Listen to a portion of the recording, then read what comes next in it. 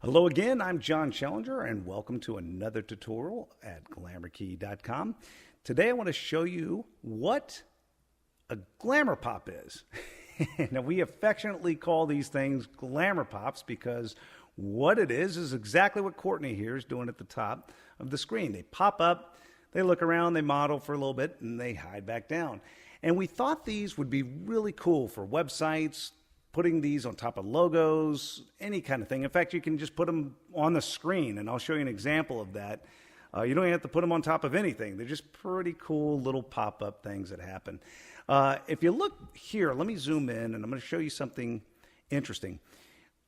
Some of her clips have these little borders. It looks like the image is cut off. Now, that is normal. That's just because she was on a prop, which was an Apple box at the time we were shooting these, and they're just cut off. I went and shake and removed the Apple box. None of the image is cut off except for the actual prop itself. So it's very normal that they look just like this.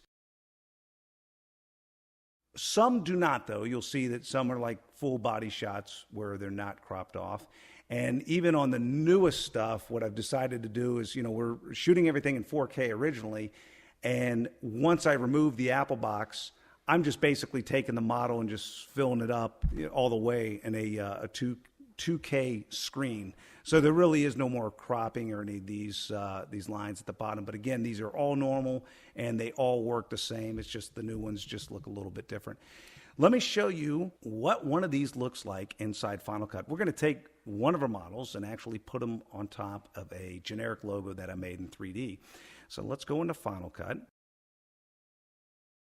And here we go. We got two things, Brittany's logo and then the shot of Brittany herself. And what I'm going to do is put this one on the actual timeline here. And there it is. There's this weird looking thing that I just made in 3D just for fun. And I'm going to, whoops, actually I don't want to do that. Let's undo that. I don't mean to skew it or rotate it. I just want to shrink it down a little bit because I know that when Brittany pops up, she sets up a little high. So I want to make sure that we get all of Brittany in there. And so here's this logo. I moved it down a little bit. And I'm going to zoom in a little bit so you can see what we've done. Let's take the shot of Brittany herself. I'll throw it on the timeline. And now let's just park this guy right here. Let me zoom back out so it's not quite so crazy for you.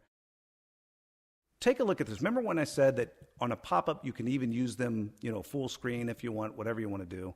Well, in this case, here it is. She's blown up just a little bit. We can scoot her off to the side. And in this case, this is kind of a cool shot because she could be looking at text or something that could be coming here. So we kind of get these girls to model certain different directions, thinking that there could be a logo, or she's looking around the room where it could be that she's sitting on top of a website, header bar, or something like that. It's just a lot of fun making these.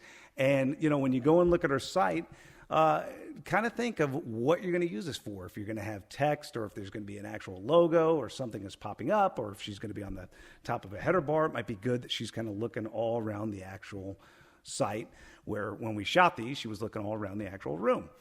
Now, let's take this clip and let's park this right on top of our logo that we have here. So I'm going to zoom it down a little bit and we're going to place her right here. Now, because I got this little bar here, sometimes it's this little blue bar. Sometimes it's a little hard to maneuver around. So I'm actually going to select the logo itself. And I'm going to make sure it's parked just perfect. Let me zoom out just a little bit here. Okay, that looks right about there. Looks pretty doggone good. Okay, now, here she is. She'll model on top of this logo. One thing that I know she does in the beginning of this clip is over here, her arm actually comes out a little bit. So why don't we fix that too real quick? Let's take the logo and just blow it up a little bit larger. And now we'll park it down so I know that it looks normal. And I'll select actually both of these now. And we'll just move them, kind of center them up a bit. Okay, and there they are. Let's take a look, see what we have.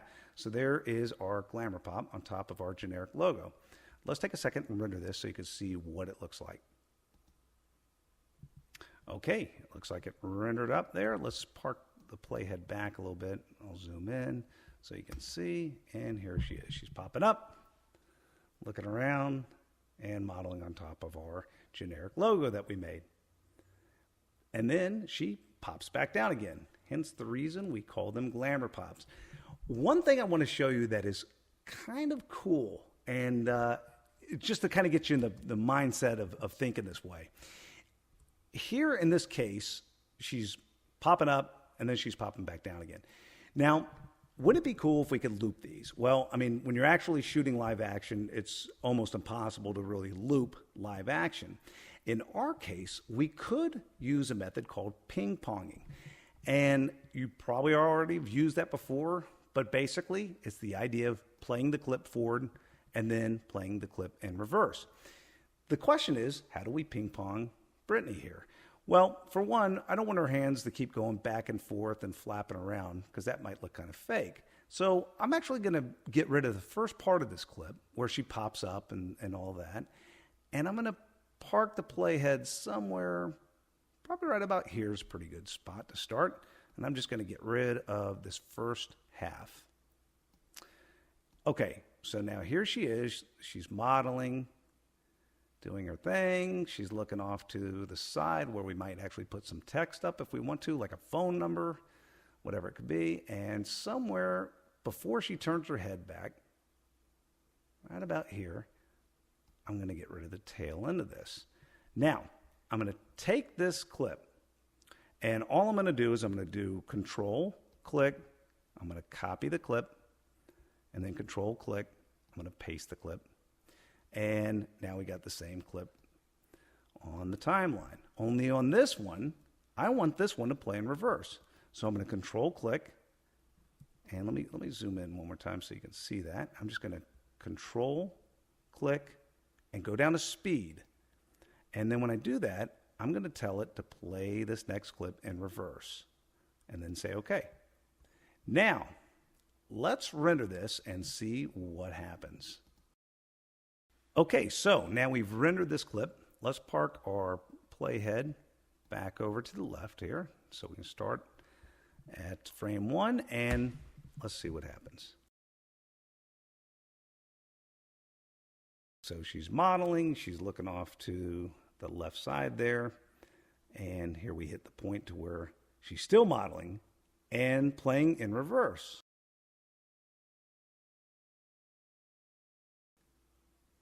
Which is actually pretty doggone cool. And we can even go back and if we wanted this thing to just go on forever and ever, we can copy these two clips here and just paste them all day long down the timeline, and we can make this poor girl sit here and model on top of this logo forever.